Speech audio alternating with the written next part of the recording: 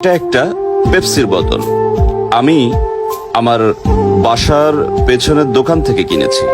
এটা ওখান থেকে অনলি 40 টাকা নিয়েছে। এটা যদি আমি কোনো সাধারণ বাসের ভিতর থেকে কিনতাম তাহলে হয়তো বা 45 টাকা দাম নিত, 5 টাকা বেশি নিত। এটা যদি আমি কোনো লঞ্চ ঘাট, ফেরিঘাট এই ধরনের জায়গা থেকে নিতাম তাহলে নিত 50 টাকা। আচ্ছা, এটা যদি আমি কোনো 5 স্টার হোটেল থেকে নিতাম দাম নিত 200 টাকা।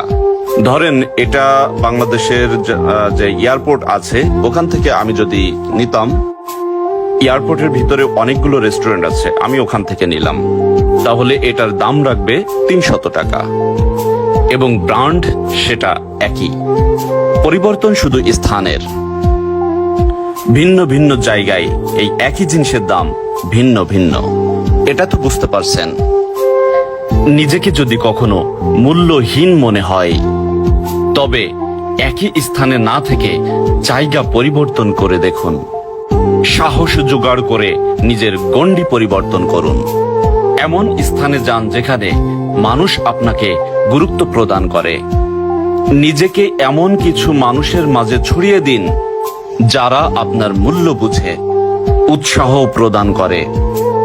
নিজেকে এমন প্ল্যাটফর্মে নিয়ে যান যেখানে আপনার মূল্যটা হয়ে যাবে স্বপ্নের সমান।